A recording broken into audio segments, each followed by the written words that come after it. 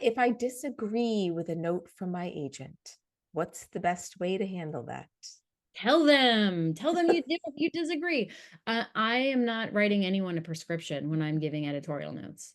I'm saying, oh, okay, when we got to chapter two, I had no idea where we were in the world, you know. Or I might say, I thought that I was a little dissatisfied with the ending, or I'll have something to say. And sometimes I'll like, you know what you could do?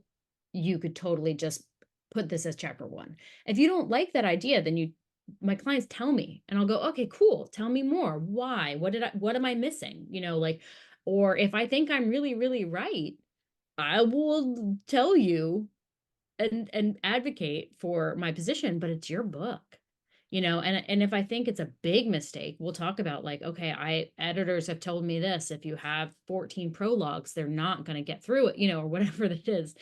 Um, but it's your book. So I'm not infallible, and it's a conversation. Your manuscript wish list states that you aren't interested in AI as a force. Can you be more specific? In a science fiction novel, does that mean you just don't want any technology that resembles AI or technology like robots as the main antagonist in the novel?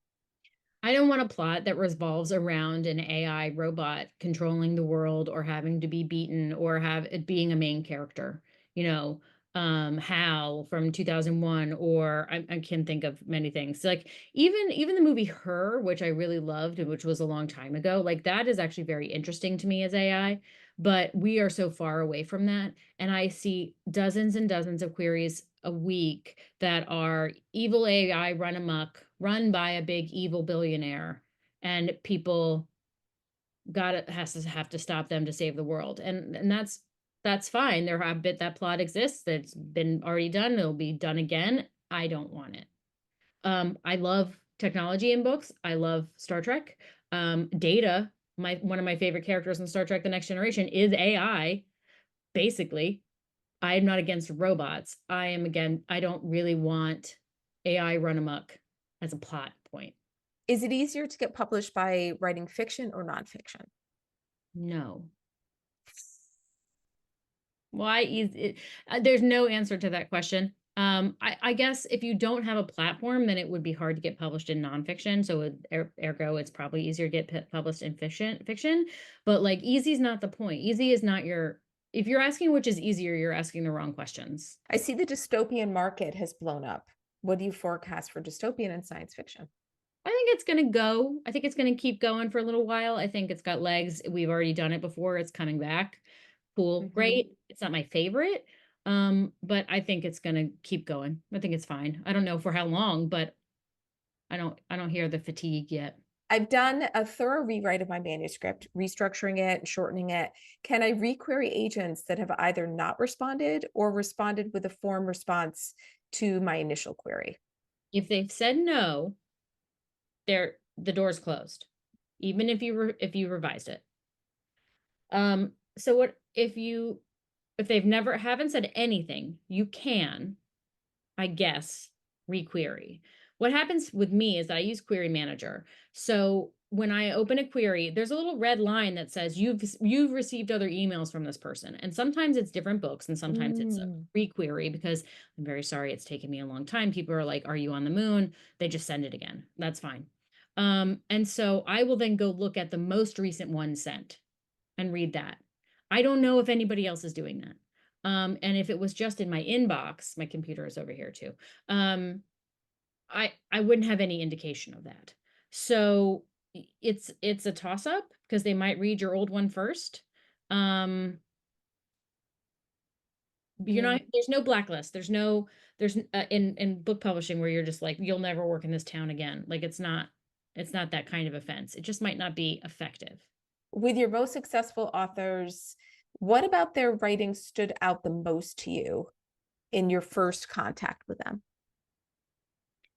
This is another unanswerable question because I can't say, well, they used one adverb per sentence, so that you can then go and use one adverb per sentence and then replicate that.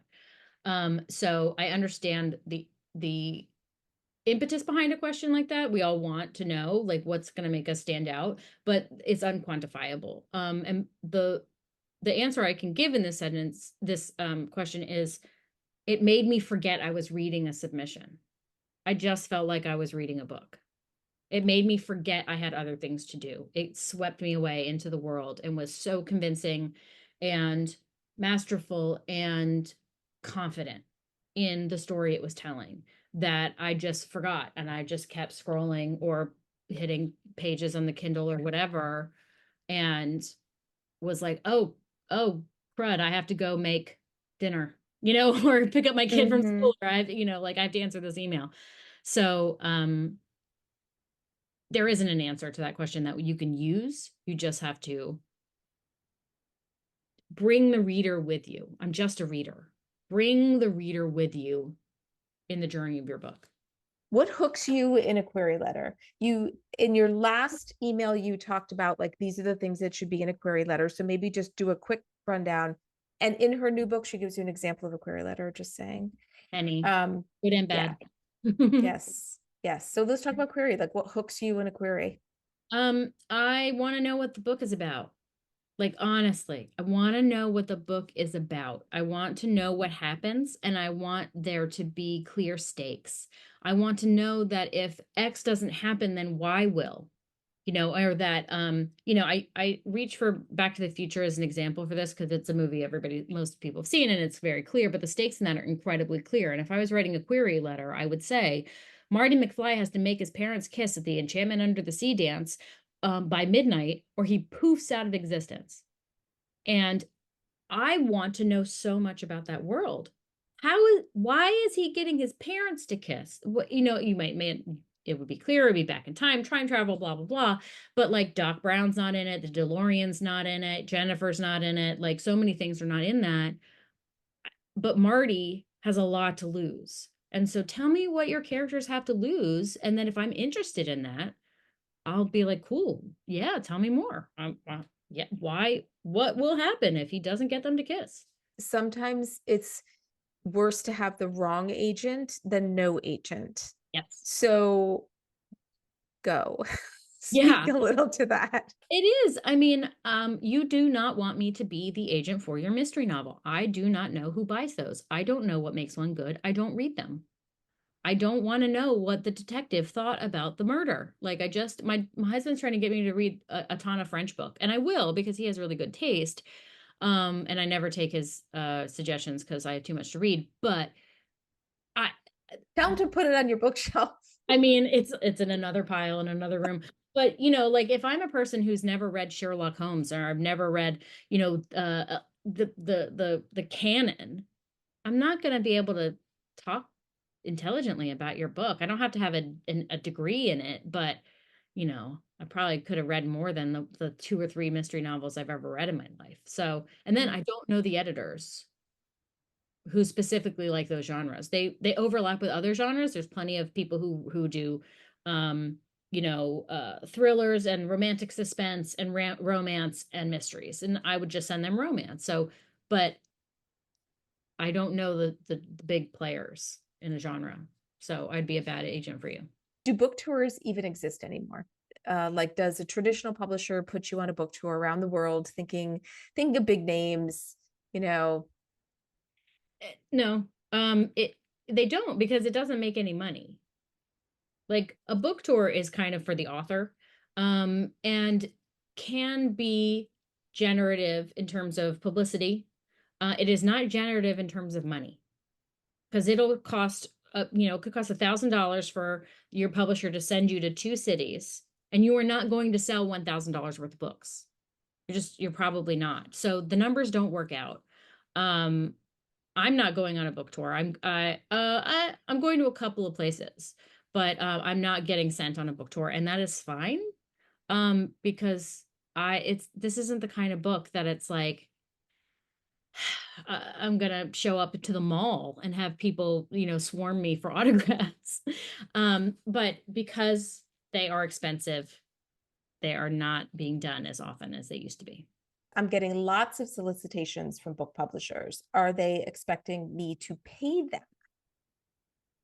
It depends on the publisher. If they are asking for a payment, then they are likely a vanity publisher. and that's what you're getting into. And it's probably not going to be in Barnes and Noble or whatever bookstores around you. But if they, it traditional publishing, the money flows from the publisher through the agent, if you have one, to the author. Vanity publishing flows from the author to the publisher. You'll know when they ask. And if you don't want to be published by a vanity publisher, then don't pay them any money. What are some micro trends you're looking for in manuscripts? I have no idea. I I don't actually pay that much attention to trends except for I guess I have one eye on them, but I don't see a trend and then go into my inbox and be like, who's got a romantasy? Who's got a vampire? I might hear something and then when I'm reading, I'm be like, oh, I did hear that people like vampires again. Let me see if this is cool. But I'm not searching through my inbox to like hop on a trend.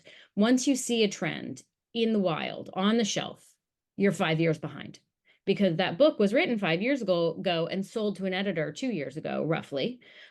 So you can't start today and then write the thing that you just saw at the bookstore or the library. And I'm not looking at micro trends necessarily. I just want books that are fun to read. Is it okay to submit queries to different agents for different books? I have 3 ready to query. Yeah, it is. You got to figure out the worst case scenario and the best case scenario. The worst case scenario is the best case scenario, that you have 3 offers of representation for 3 different books. I would not have 3 agents.